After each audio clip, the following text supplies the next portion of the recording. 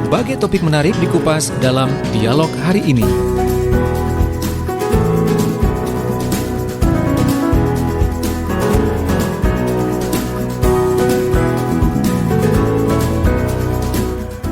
Selamat pagi dan juga apa kabar untuk Anda sahabat pendengar di mana saja Anda berada. Seperti yang kami sudah sounding sebelumnya, baik itu secara audio maupun secara visual lewat berbagai sosial media Suara Sidoarjo. Untuk interval waktu jam 9 sampai jam 10 pagi ini, komunikasi bisnis bersama Roni Heruwin Mustamu, Direktur Quadrant Consulting. Dengan tema kita untuk pagi hari ini adalah ATM, amati, tiru, modifikasi. Masihkah jadi pilihan yang tepat masa pandemi COVID-19 ini? Dan untuk memperbincangkan juga nanti Anda bisa bergabung lewat Zoom, meeting ID dan passwordnya Anda bisa cek di sosial media Suara Sidoarjo, atau juga Anda ingin bertanya dengan narasumber, berbagi pengalaman barangkali ya, silakan di SMS atau WA kami 0821 3264 109 atau juga on air langsung di 031 896 1514 031 896 1514. Saya Banjarto dan sepertinya sudah online ini. Kalau lihat dari channel Zoom Suara Sidoarjo sudah ada 14 partisipan. Luar biasa pagi-pagi ini ya. Sudah ada Pak Roni. Assalamualaikum, selamat pagi Pak Roni. Selamat pagi Mas Panji dan sahabat Suara Sidoarjo. Selamat pagi semua teman-teman juga yang ada di Zoom. Iya. Senang bisa melihat itu ada kelihatan Pak Julius Hasan sedang banyak bahagia pagi ini. Pak Julius Hasan ya Pak Roni ya. Iya. Oke. Kemudian tidak lupa juga ada Pak Denis Firmansa. Ini selalu aktif juga. Selamat pagi Pak Denis. Iya, ada Pak Denis. Kemudian ada ada Pak Aang Munawar, Dr. Aang Munawar, tapi permisi beliau memonitor sambil ada rapat board of director-nya. Oke, siap. Baik. Jadi multitask. Pak Subiantara. Selamat pagi Pak Subiantara. Pak Aang ini multitasking berarti ya, sambil memonitor juga ada rapat juga ini. Iya. Kemudian ada Pak Thomas Valentino. Pak Thomas Valentino tadi juga saya amati di Zoom ini awal-awal malah sudah join ini Pak Roni. Luar biasa. Selamat pagi Pak Thomas. Kemudian Pak Stephen, Pak Jesse Ivan, ada Ikhwan, ada Bu Fiona, ada Donabella, ada Budi Antoni, ada B. Subiantara, dan juga beberapa sahabat yang lain. Baik, Pak Roni, sebelum saya gabung dengan Pak Roni ini, saya boleh mohon izin dulu ya Pak Roni ya? Silakan. Saya ke Pak Denis dulu. Pak Denis, selamat pagi Pak Denis. Pagi Mas Panji, Pak Roni, Profesor. Ya sorry lagi bisanya menyimak aja nih, nggak bisa kasih lihat video. Oke, it's okay, nggak ada masalah Pak Denis. Mungkin ini takutnya Pak Denis kan jadwalnya kan padat begitu ya. Takutnya nanti sebelum nanti live group atau live di channel Zoom ini, saya ingin tahu komentarnya Pak Denis. Pak Denis, kita tahu bahwasanya di ASEAN khususnya ini kan ada 2 negara kalau tidak salah ya, saya pernah baca di rubrik ekonomi itu yang sudah masuk masa resesi, yaitu Singapura sama Filipina. Indonesia bagaimana Pak Denis kalau menurut pengamatan Anda Pak Denis? Baik, terima kasih. Tapi ini sebenarnya pertanyaan ini yang cocok yang jawab Pak Roni ini, karena beliau mengikuti data luar biasa. Tapi anggap aja saya ekonomis yang abal-abal lah ya. Nah, jadi menurut saya suka nggak suka barangkali kita akan menyentuh itu ya, tetapi bukan dalam arti kiamat kalau menurut saya, karena Indonesia ini negara yang keliwat besar, jadi sangat sulit untuk bilang Indonesia itu resesi sebenarnya ya, karena ketergantungan kita dengan pasar domestik itu masih sangat besar. Nah, yang jadi masalah pasar domestik ini kan lagi terkena dampak nih dengan COVID ini, tetapi saya terlalu yakin bahwa dampaknya nggak akan luar biasa besar. Jadi kita harus tetap positive thinking supaya Indonesia jangan sampai resesi, karena akan sulit untuk kedepannya.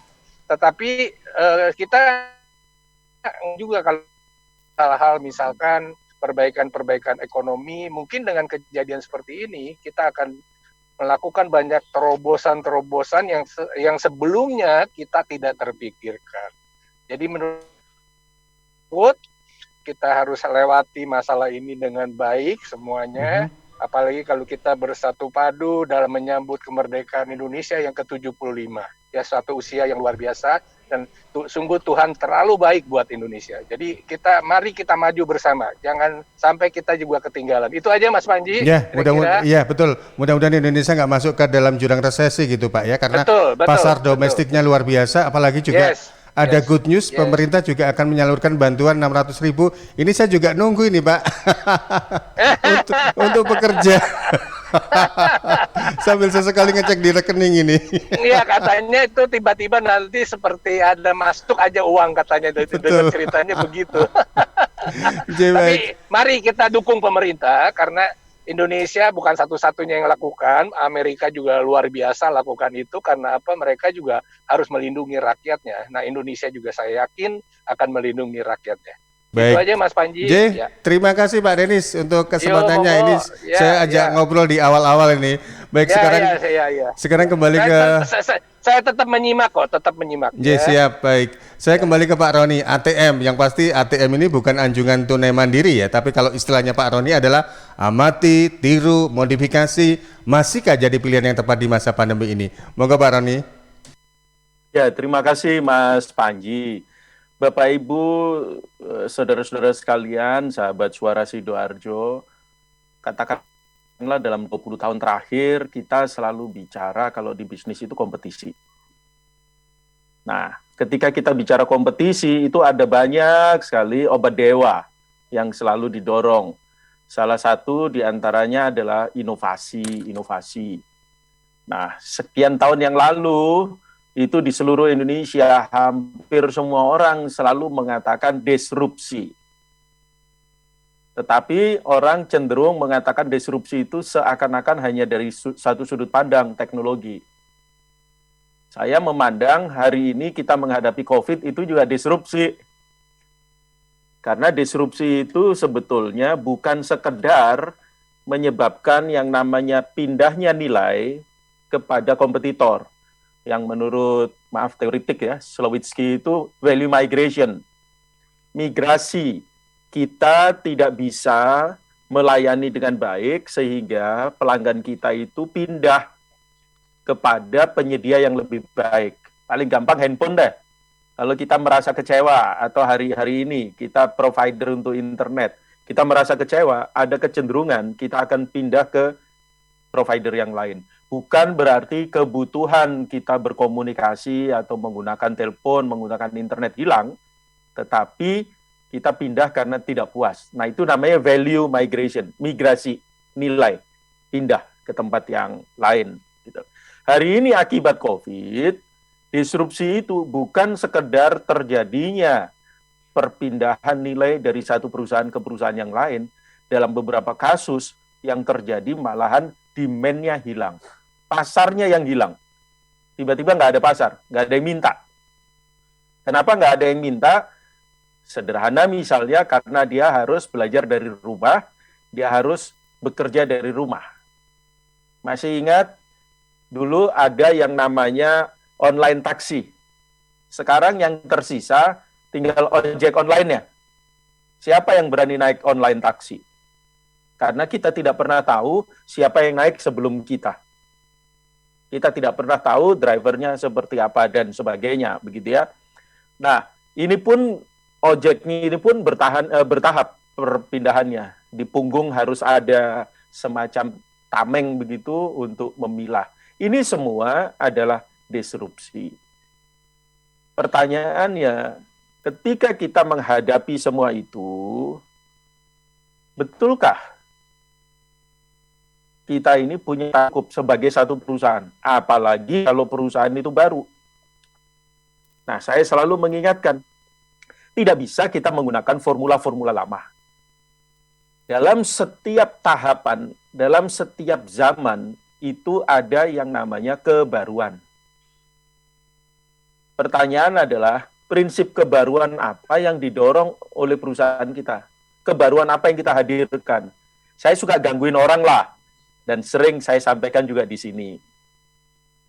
Ketika ada orang mengaku 10 tahun pengalaman kerja, kita harus dengan tajam berani bertanya, apa buktinya bahwa Anda punya 10 tahun pengalaman kerja?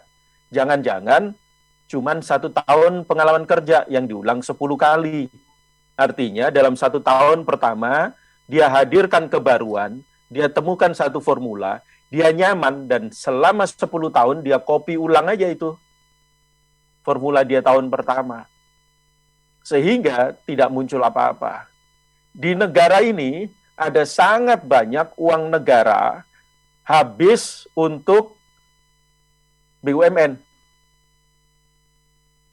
Ada ribuan profesional yang mengaku profesional ada di BUMN. Pertanyaannya, kenapa tiap tahun pemerintah harus nyuntik terus dananya dan segitu gedenya?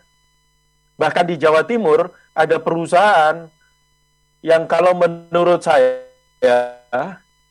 sebetulnya uang pemerintah lebih murah diletakkan di bank saja, nggak terlalu banyak risiko karena ada bunga deposito, daripada dijadikan usaha begitu, karena hasilnya rendah banget. Lebih rendah dari bunga bank. Nah, kita bisa mengatakan bahwa, oh kalau BUMD kan untuk memastikan bahwa ada pekerjaan untuk masyarakat, untuk memastikan ada aktivitas ekonomi yang akan mendorong yang lain, bolehlah, gitu ya. Tapi jangan lupa, namanya badan usaha, punya tanggung jawab. Bisa dipastikan bahwa siapapun yang sedang memimpin itu sebetulnya tidak punya formula baru, atau yang saya sebut kebaruan, bahasa Inggrisnya emergent. Yang terjadi adalah melestarikan formula lama yang mungkin sudah tidak sesuai dengan zaman hari ini. Nah, disrupsi-disrupsi itu, Mas Panji dan sahabat Suara Sidoarjo, memaksa setiap pelaku usaha untuk melakukan inovasi sesederhana apapun inovasi itu. Di dalam teman-teman yang bergerak di kajian marketing, itu sering muncul istilah ATM. Kalau kita mati gaya gitu ya, nggak punya gagasan baru gitu, maka ATM aja, amati, tiru, modifikasi. Ada yang bisa jalan. Pertanyaan adalah jalannya sampai di mana? Sekedar menambah nafas. Jadi kalau masa COVID ini ada istilah ventilator, gitu.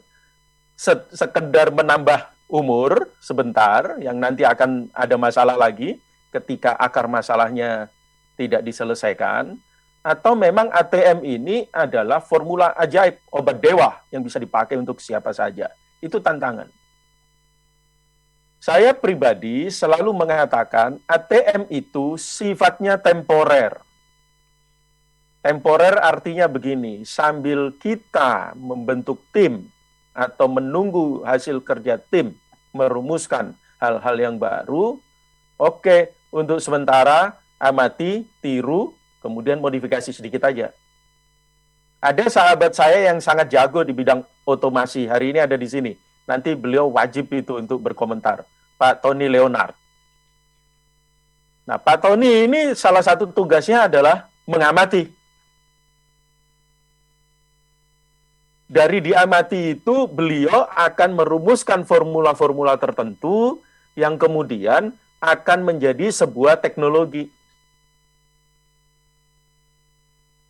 Apakah modifikasi saja boleh? Boleh, tapi pasti usianya tidak lama.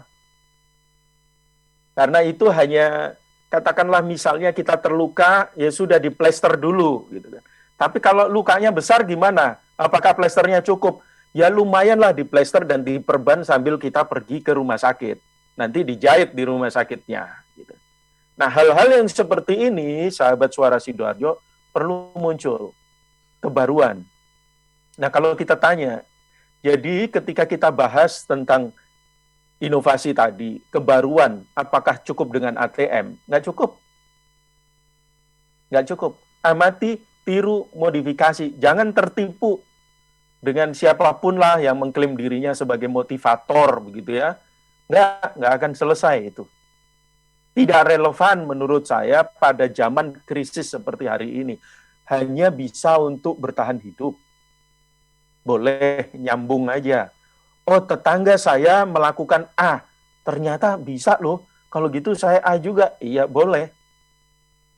Contoh sekarang, daripada Anda di rumah aja bikin jualan makanan yuk. Itu pasti banyak yang beli. Faktanya, iya banyak yang beli. Gitu. Tapi kebayang nggak tiba-tiba satu dari setiap 50 rumah masak dan dijual online? Akan muncul yang namanya kejenuhan pasar, market saturation. Nah, kalau pasar sudah jenuh, maka akan muncul yang namanya proliferasi. Pertumbuhan yang sangat cepat pada saat yang sama, itu menyebabkan adanya kelumpuhan. Paralysis of choice, kelumpuhan memilih. Jadi saya nggak bisa milih. Kenapa nggak bisa milih? Habis semua ada. Jadi kebayang kalau setiap satu dari 50 rumah memasak dan dia jual online, maka akan ada sekian ratus ribu atau sekian juta pilihan. Dan tiba-tiba Anda nggak tahu harus milih yang mana. Lebih mudah kita ketika mengatakan itu ada nasi goreng tek-tek satu-satunya yang ada di pojokan jalan. Enak nggak enak, itu yang ada. Lebih mudah buat kita. Saya beri satu contoh lagi. Di sini ada beberapa yang kelihatan muda. Nah, ada banyak yang senior juga. Saya kasih contoh yang senior ini pasti tahu persis. Jeans itu dulu warnanya cuma satu, blue. Namanya blue jeans. Modelnya dulu cenderungnya cuma satu. Sesuai saat itu. Apakah yang melebar, yang pipa, yang lurus.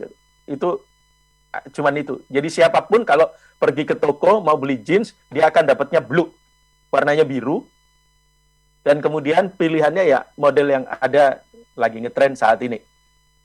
Tetapi hari ini tahun 2020 kalau Anda beli jeans, Anda bisa batal beli jeans karena satu hari ada di toko jeans.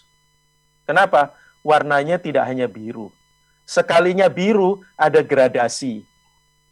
Sekalinya udah milih, saya biru yang tua, masih ada lagi pilihan. Yang digosok apa enggak? Sekalinya ketemu yang digosok, masih ada pilihan. Yang pakai robek apa yang enggak? Sekalinya udah milih, ada lagi pilihan lagi. Mau yang lurus, yang cut bre, atau yang mengecil, yang gimana nih? Gitu. Mau yang sakunya pakai penutup apa enggak? Jadi hari ini ketika orang memilih jeans, itu bisa membutuhkan waktu berjam-jam kalau tidak ada rencana dari rumah. Mereka yang beli pakai feeling begitu ya. Yang beli pakai mata, itu akan mengalami kesulitan untuk memilih. Dan ini berbahaya ketika kita menggunakan pendekatan ATM, amati, tiru, modifikasi. Yang kita hadirkan adalah sesuatu yang sama. Sudah sama, belum tentu kualitasnya lebih baik dibanding yang kita tiru. Dan itu risiko sangat besar. Itu Mas Panji untuk pengantar. Baik, meskipun di sisi lain kalau kita bicara tentang meniru atau akronimnya bisa dikatakan latah begitu, itu kan juga bisa memangkas biaya promosi ya Pak Roni ya? Terima kasih Mas Panji. Bukan hanya biaya promosi, yang lebih besar sebetulnya adalah biaya research and development, pengembangan produk, barang maupun jasa. Jadi itu memang bisa dipotong. Tetapi yang tadi saya bilang, ketika kita melakukan itu akan muncul yang namanya proliferasi. Yang kedua, kita tidak akan pernah bisa lebih besar dari yang kita tiru. Kita hanya jadi follower. Kecuali kita meyakini, oke, saya memang mau jadi follower. Karena di Indonesia ini ada satu perusahaan yang saya amati. Sudah hampir 20 tahun ini saya sampai pada satu keyakinan. Perusahaan ini memang tidak pernah mau menjadi market leader. Dia hanya mau jadi number one follower. Follower nomor satu. Kenapa? Karena dia menghemat biaya R&D dan biaya promosi. Karena market education itu memang betul sangat mahal. Biarlah itu oleh perusahaan-perusahaan yang besar, konglomerasi begitu. Nanti dia akan memainkan pada kanal distribusi. Tidak boleh ada channel yang kosong. Gampangnya kalau sampai di retailer, kalau itu barang, jangan sampai raknya kosong.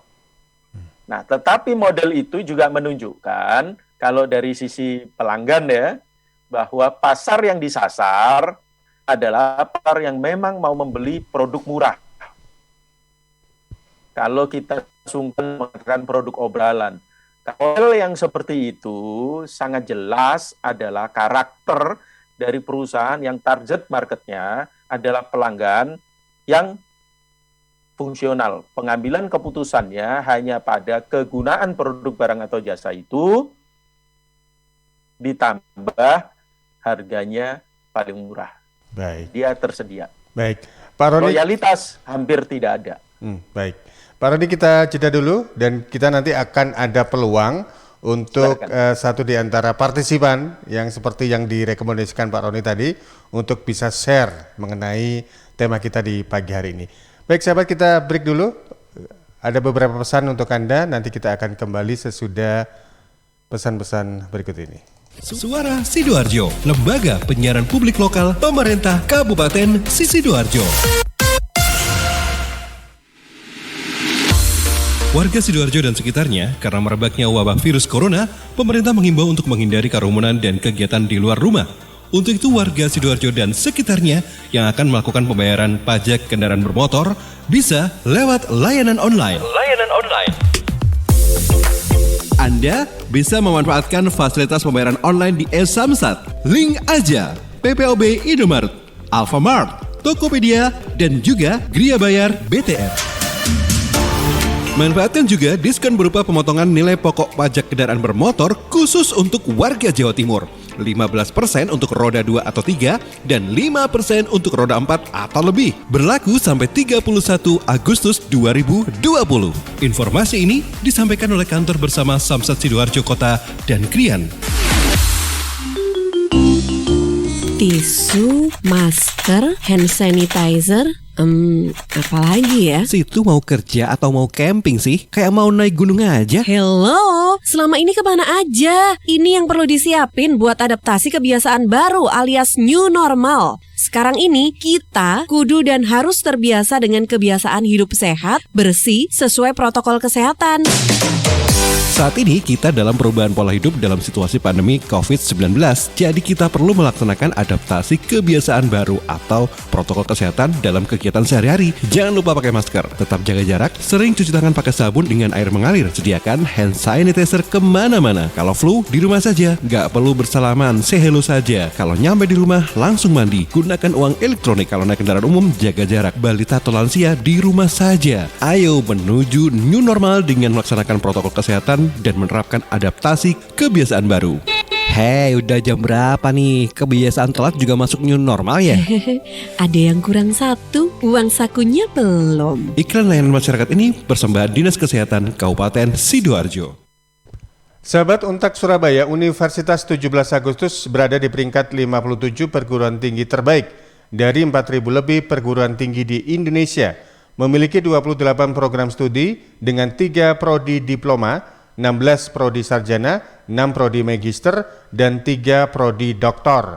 Untak Surabaya juga telah terakreditasi A oleh BAN, Badan Akreditasi Nasional Perguruan Tinggi, didukung dengan berbagai fasilitas dan laboratorium, membuat mahasiswa bisa bereksplorasi lebih, sehingga menghasilkan lulusan yang mampu bersaing secara profesional. Untuk info selengkapnya, sahabat bisa datang langsung ke PMB, Pendaftaran Mahasiswa Baru Untak Surabaya yang ada di Jalan Semolowaru nomor 45 Surabaya, atau akses di www.untak-sby.ac.id. Telepon ke 031 5931 800, 031 5931 800. Untak Surabaya, an empowering and networking university. Hai, buat kalian gamer sejati. Main game di rumah dengan jaringan internet super cepat bisa kalian nikmati dengan berlangganan IndiHome Gamer. Nikmati keseruan games populer dan benefit game lain yang bisa kalian dapatkan dengan harga terjangkau mulai dari Rp380.000 per bulan. Daftar sekarang di aplikasi My IndiHome dan website indihome.co.id ya. Wujudkan bersama Indi. Bilbuk bermartabat, Sidoarjo hebat. Hey! bersemangat, kita sambut pilkada serentak. Ajak sanak saudara memberikan suara untuk masa depan Sidoarjo. Ojo lali hari Rabu 9 Desember 2020. Rame-rame ke TPS kita nyoblos.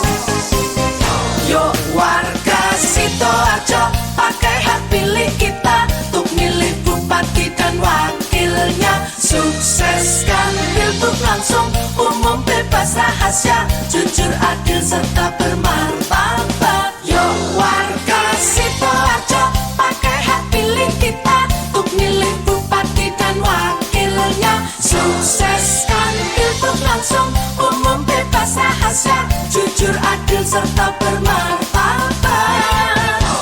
Pilgub bermartabat, Sidoarjo hebat.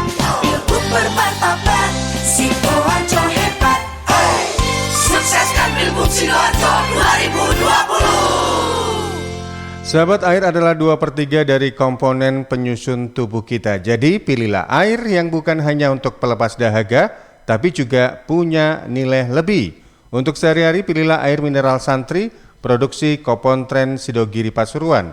Air mineral Santri tidak hanya menyehatkan, tapi juga ikut mengembangkan perekonomian umat. Air mineral Santri bisa Anda dapatkan dalam berbagai kemasan, mulai dari 120 ml, 240 ml, 330 ml, 600 ml, 1500 ml, dan galon. Untuk info lengkap dan pemesanan silakan hubungi Ustadz Muhammad Seger, CV Lantabur Sidoarjo, telepon 0821 3404 0289, 0821 3404 0289. Distributor air mineral Santri wilayah Sidoarjo di Jalan Sawo RT 3 RW 1 Plumbungan Sukodono Sidoarjo. Air minum ya Santri. Suara Sidoarjo, lembaga penyiaran publik lokal pemerintah Kabupaten Sidoarjo. Baik sahabat, kembali di Komunikasi Bisnis bersama Roni Herwin Mustamu, Direktur Quadrant Consulting. Tema kita adalah ATM, amati, tiru, modifikasi. Masihkah jadi pilihan yang tepat masa pandemi COVID-19 ini? Tadi juga Pak Roni sedikit menyinggung tadi tentang beberapa partisipan ya, yang nanti juga akan ada peluang untuk menyampaikan pengalamannya. Ini ada beberapa partisipan yang juga sudah join lewat Zoom. Ada Pak Aang, Pak Julius Hasan, kemudian Pak Tony. Pak, saya coba ke Pak Tony. Pak Tony Leonard, selamat pagi Pak Tony.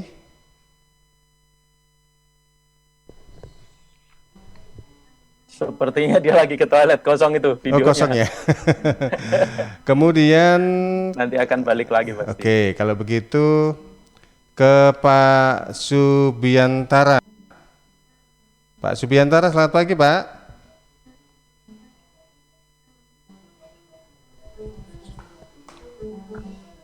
Selamat pagi Pak Roni, apa kabar? Pagi, sehat. Pak Subiantara, kalau boleh tahu ini merupakan leader di perusahaan apa ini Pak? Oh, saya di Rotary Club Pak. Rotary Club, di Surabaya bukan? Surabaya, sama-sama Pak Roni.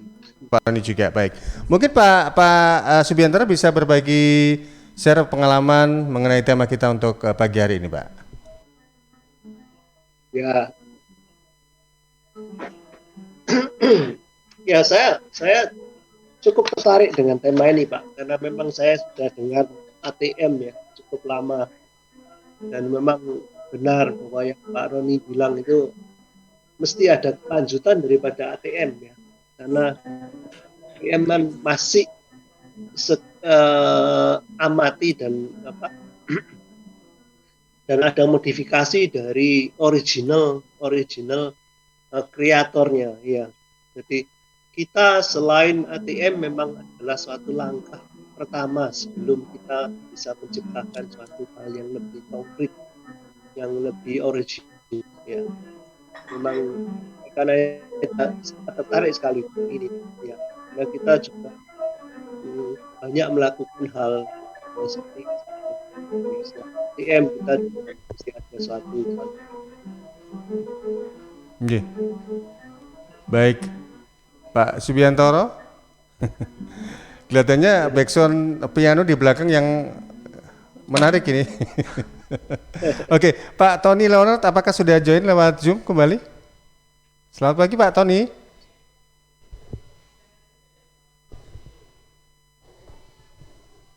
Belum ya, Frank ya. Kalau begitu saya ke redaksi, ada tadi pertanyaan yang disampaikan Pak Roni. Izin ke redaksi dulu ya untuk ada beberapa pertanyaan tadi yang disampaikan oleh sahabat suara. Iya Karin. Iya, ini ada banyak sekali pertanyaan yang masuk di WhatsApp redaksi dan juga di Twitter Suara Sidoarjo. Yang pertama dari Mbak Kiki di Sekardangan. Jika kita ingin menerapkan sistem ATM itu, maka dalam huruf T atau tiru itu, apa saja yang harus kita tiru dari pesaing kita selain strategi pemasaran dan standar pelayanannya? Kemudian dari Mbak Ratna di Tanggulangin. Bagaimana jika nama market kita dan juga produk kita itu tanpa disadari ternyata sama seperti milik orang lain, bahkan ternyata yang mendirikan pertama kali adalah orang lain tersebut. Yang ketiga dari Mbak Safira di Candi. Kira-kira berapa persen perhitungan dari tingkat ATM itu sendiri yang harus dilakukan agar tidak dikatakan plagiasi? Banyak pertanyaan. Ada lagi? Iya, satu dari Twitter dari Mas Rizky Adi. Menurut saya, jika ada orang yang ingin memakai konteks ATM itu, maka kita harus tahu terlebih dahulu dalam rangka apa dan mengapa. Karena jika meniru dalam konteks proses belajar, itu sangat baik. Makin kita rajin meniru, maka itu sama dengan makin rajin kita belajar. Namun jika konteksnya meniru produk teknologi atau nama dagang atau brand, maka konteks meniru atau copycat ini sudah dianggap sebagai mencuri ide. Yang Twitter tadi dari siapa kan? Dari Mas Rizky Adi. Baik, Pak Roni, monggo ada tanggapan?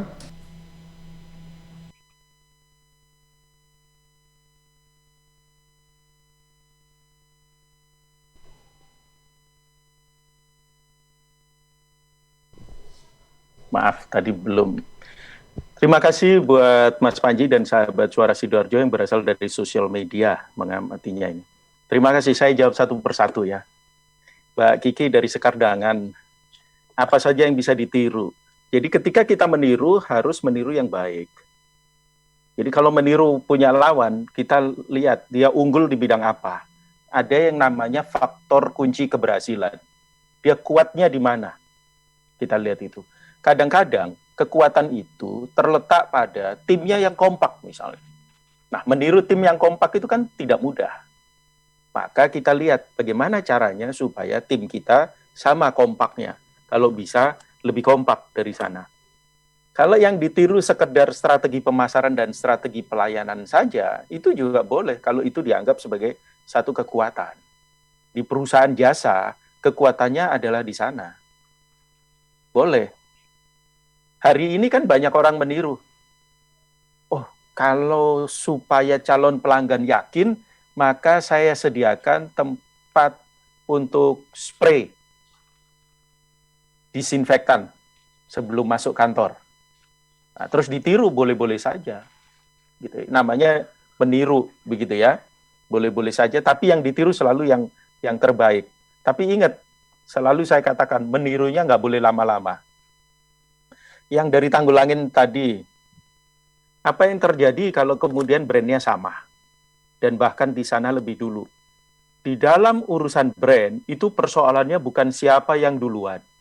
Bukan siapa yang lebih lama. Tapi siapa yang pegang hak paten, siapa yang pegang hak merek. Itu secara hukum di Indonesia begitu. Siapapun yang memegang hak atau sertifikat dari Direktorat Jenderal Haki, maka dia yang berhak. Mau yang lama, mau yang baru, itu soal hukum. Jadi yang pegang sertifikat itu kalau ada orang lain yang sudah memegang sertifikatnya, merek misalnya, maka siapapun harus melepas merek itu, meskipun dia mengaku dia sudah lama. Kecuali dia bisa menemukan cara untuk membatalkan sertifikat itu. Bisa diambil upaya-upaya hukum untuk itu. Boleh-boleh saja. Karena ada beberapa ketentuan di dalam sertifikat itu. Saya beri satu contoh.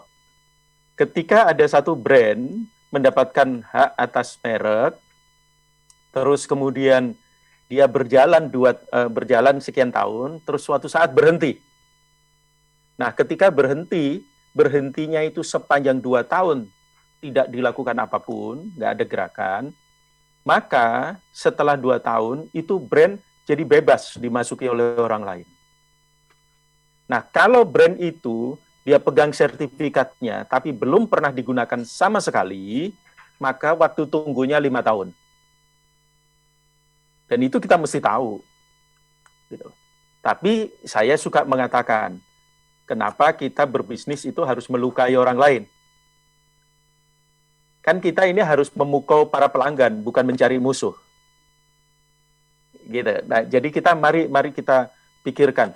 Dulu sekali di Jawa Timur ini ada satu brand yang kemudian terkenal, bahkan masuk sebagai pemain kedua di industrinya di Indonesia. Brand itu terdiri dari 2 kata. Satu katanya ini dimiliki oleh kompetitornya. Masuk sampai ke ranah hukum. Dan akhirnya satu kata ini dihapus. Jadi dari 2 kata tinggal 1 kata. Karena kemudian dia menyadari tidak mudah. Gitu. Karena ada risiko-risiko hukum. Dan kalau bisnis, risiko hukum itu jadi mahal. Itu yang harus kita hindari. Tadi ada jari dari candi berapa persen. Sebetulnya begini, meniru aja itu sudah masuk dalam kelompok plagiasi. Biasanya kalau ngomong persentase itu mirip-mirip sama orang kampus, bikin skripsi, gitu, bikin karya tulis.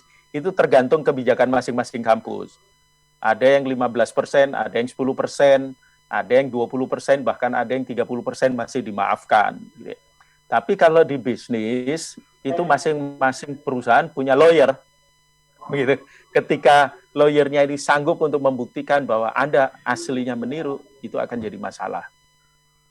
Dulu sekali, IPTN itu pernah pimpinannya mengaku sempat grogi karena mereka menggunakan satu teknologi yang menurut mereka pikirkan sendiri, tapi tanpa disadari di negara lain sudah ada perusahaan yang mematenkan teknologi itu.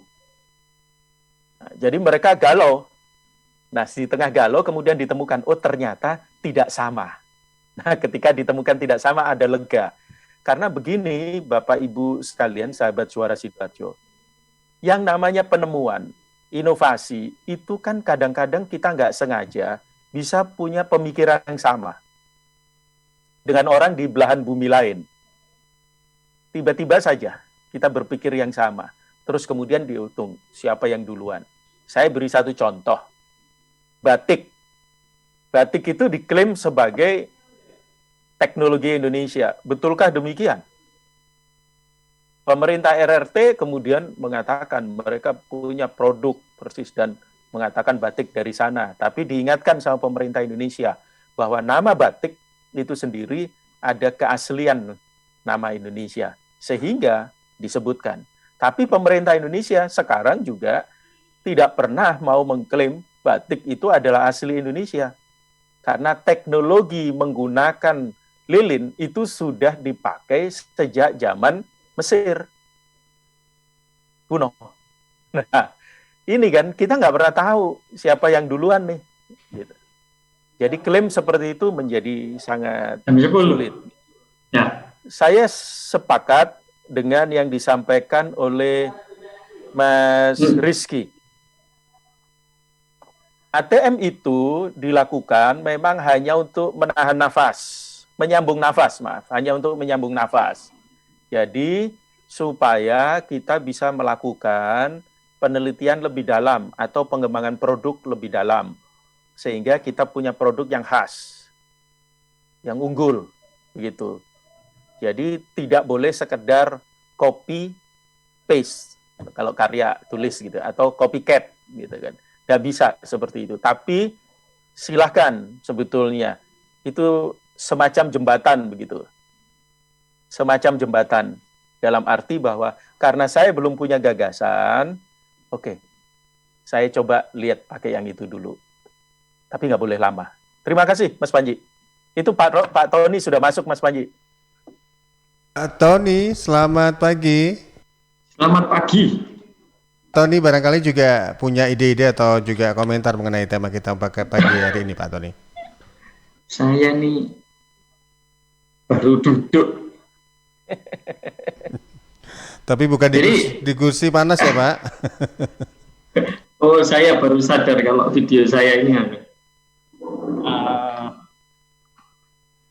Oke. Nyala. Silakan Pak Tony.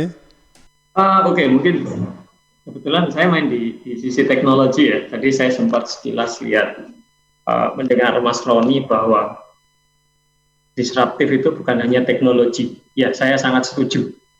Jadi bahkan kalau kita ngomong digital transformation, itu juga bukan masalah teknologinya, tapi masalah transformasinya. Jadi ini masalah bagaimana kita beradaptasi. Terus balik ke ATM tadi ya, jadi dalam banyak hal saya juga sering melakukan ATM karena tidak punya cukup resource untuk develop sendiri.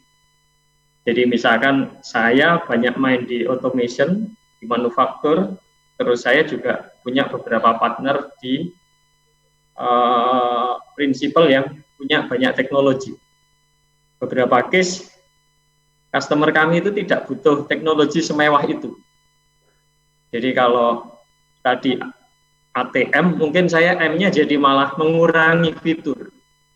Jadi setelah saya amati, saya tiru, beberapa fitur saya kurangi karena dalam kenyataannya itu tidak dibutuhkan oleh customer. Sehingga ini juga dalam hal cost juga si customer juga bisa saving cukup signifikan.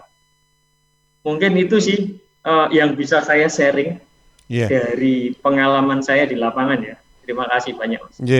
Berarti fitur dikurangi, otomatis juga ongkos produksi atau ongkos service charge-nya juga berkurang ya Pak Tony ya? Ya, betul. Jadi beberapa perusahaan tuh kadang-kadang hanya butuh segitu gitu.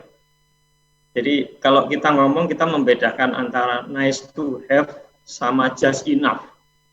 Jadi kalau saya punya semuanya itu oke gitu loh. Tapi apakah itu perlu? Nah, beberapa customer hanya butuh just enough karena secara sistem, secara company mereka juga belum butuh sejauh itu. Iya. Kalau boleh dicontohkan konkretnya Pak Tony ini mainnya di mana ini? Bentuk softwarenya atau hardwarenya ini Pak Tony? Saya main di sistem sebenarnya Pak. Sistem. Jadi kalau ngomong sistem, saya main di sistem manufaktur mulai dari hardware sampai softwarenya. Terus karena ada disruptif di sisi teknologi, akhirnya teknologinya semua jadi satu, konvergen. Jadi ada konvergensi antara teknologi yang ada di pabrik itu dengan IT salah satunya. Sehingga semuanya terkonek. Kalau kita dengar istilah saat ini mungkin Internet of Things, lah saya main di Industrial Internet of Things. Atau big data, lah saya juga main itu tapi untuk aplikasi di manufaktur. Misalkan saya punya data terkait energi atau listrik. Dengan memodelkan teknologi itu saya bisa tahu beberapa data, misalkan jam ini sudah berapa banyak sih energi yang dipakai, atau saya bahkan kalau sudah tanam beberapa teknologi yang sifatnya prediktif, kita bisa tahu, oh peralatan ini kira-kira akan gagal berfungsi pada hari kesekian misalkan. Nah, konvergensi itu yang menjadi jadi area-area yang unik karena membutuhkan banyak multidisiplin. Jadi saya memainkannya di situ, Mas. Ya, jadi by request begitu ya, apa yang dimau klien is okay lah. Tidak ada istilah itu. Pak Tony, terima kasih untuk share pengalamannya. Saya geser ke Bu Sarah karena juga rekomendasi dari Pak Roni ini. Selamat pagi Bu Sarah.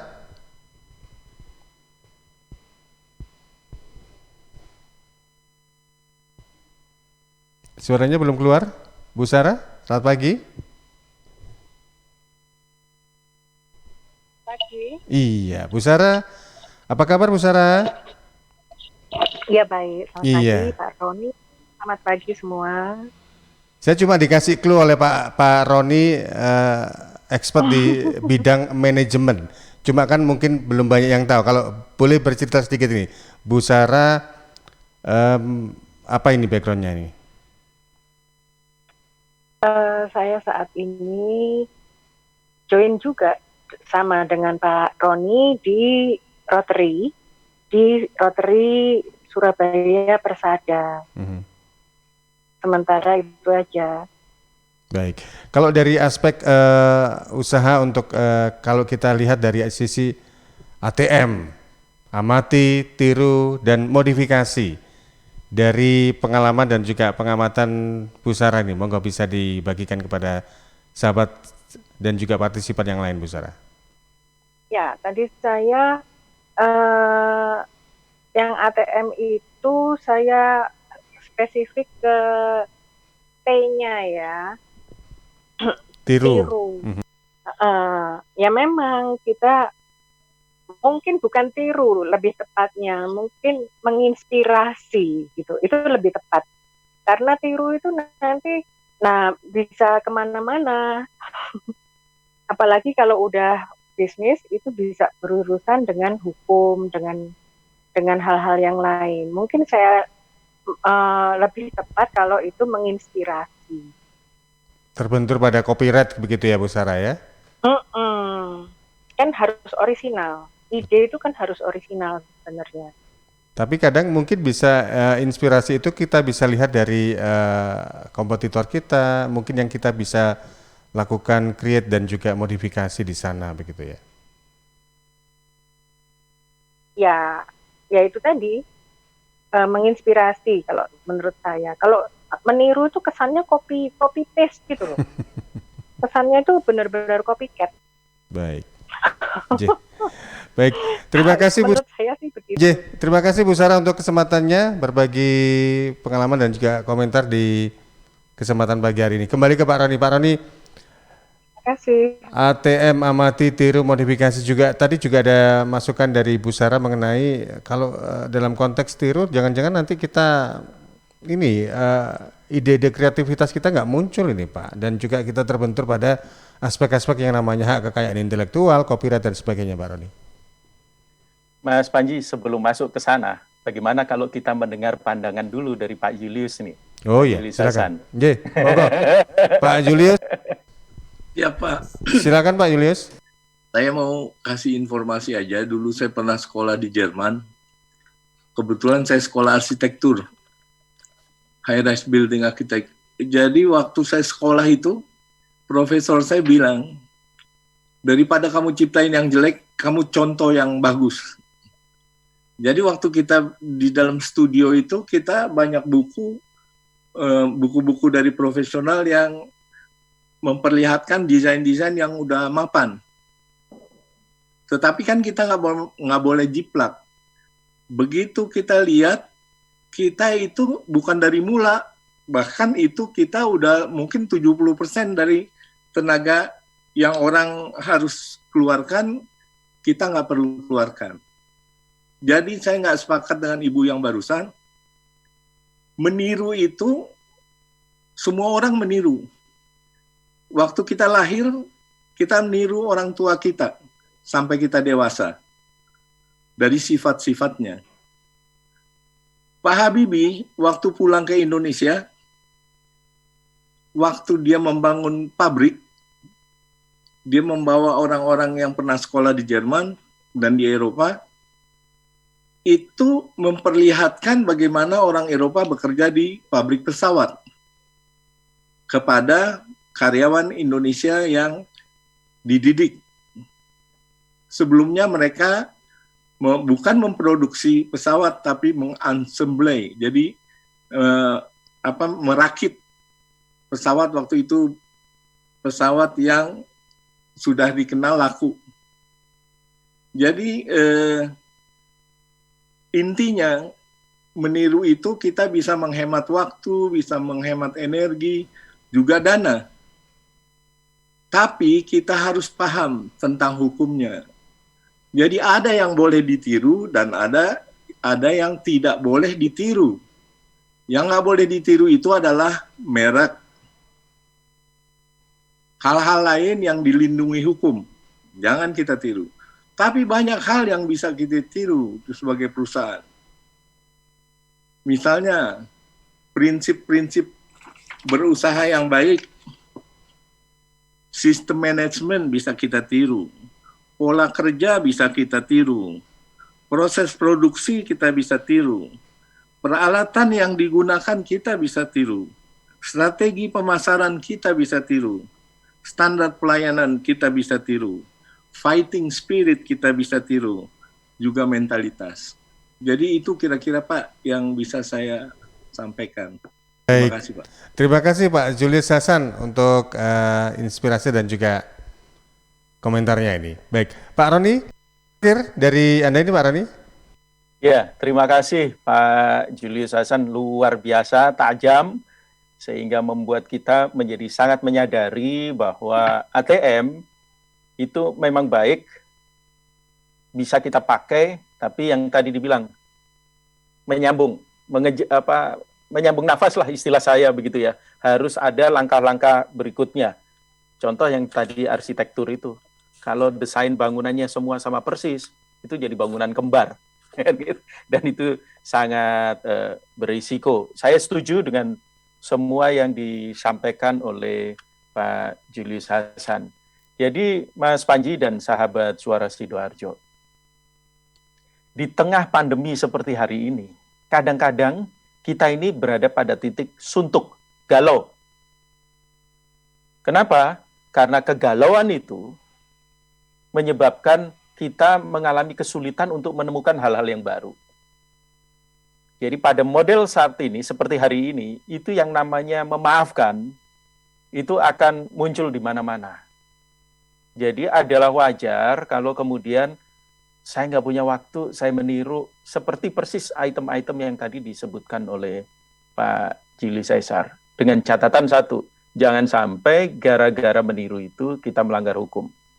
Jadi amati, tiru, modifikasi boleh dipakai, tapi temporer. Ini sama persis seperti yang minggu lalu kita bahas tentang Vrayo.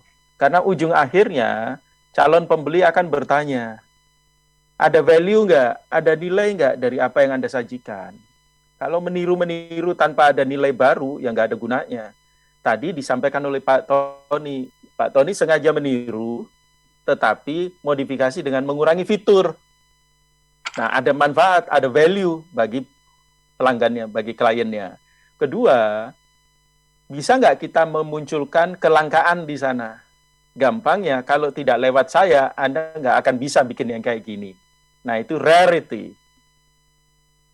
Tapi, kita juga tanya, bisa nggak ini kemudian dengan mudah jadi generik dipakai oleh siapa saja? Bisa diimitasi nggak dengan sangat mudah? Kalau kita bisa mengimitasi punya orang lain, bisa nggak kita mengimitasi? Baru kita bahas organisasinya seperti apa. Oleh karena itu, di dalam bisnis, saran terbesar sebetulnya adalah silakan Anda pakai apa saja yang menurut Anda menyebabkan Anda bisa hidup, bisa bangkit, bisa memulai usaha. Tapi setelah itu, lakukan positioning dengan tepat. Artinya, kita ingin produk barang atau jasa kita ini dilihat oleh calon pembeli sebagai sesuatu yang khas, yang unik, khusus. Contoh, semua jualan yang memproduksi oleh-oleh khas daerah, mau Bandung, mau Jakarta, Surabaya juga ada, Sidoarjo ada, itu orang bisa melakukannya. Tetapi ada yang namanya positioning. Toko-toko tertentu bisa lebih laris dibanding toko yang lain, padahal berjasar. Kalau di Jogja misalnya, Pia itu bisa jajar-jajar begitu, banyak. Orang kemudian memilih, tapi kenapa toko tertentu? Nah, disinilah yang kemudian kita dari tadi menyebutkan apa yang kemudian penting bagi calon pembeli. Itu yang kita dorong. Faktor kunci keberhasilannya kita dorong. Tapi harus ada inovasi. Tidak boleh berhenti hanya meniru saja. Kalau kita hanya meniru, pilihannya nanti akan hanya ada dua. Satu, kita akan sama persis, kembar, atau yang kedua, karena tidak bisa meniru dengan sempurna, kita akan hancur. Jarang sekali, setidaknya sulit untuk menemukan, kalau sungkan mengatakan tidak ada, peniru yang bisa melebihi pihak yang dia tiru. Seandainya nggak ada faktor hukum. Jadi itu agak rumit. Kira-kira itu Mas Panji dan sahabat Suara Sidoarjo. Baik, Pak Roni, terima kasih juga untuk waktunya dan juga ini kita sudah di ujung acara komunikasi bisnis dan juga untuk semua partisipan juga terima kasih untuk waktunya, sukses dan juga selalu sehat semangat untuk partisipan serta sahabat Suara Sidoarjo yang lain. Terima kasih sekali lagi, kita ketemu lagi untuk minggu depan. Selamat siang, selamat beraktivitas, sampai jumpa. Terima kasih Pak Panji, terima kasih Pak Roni. Terima kasih Pak Julius, terima kasih buat semua.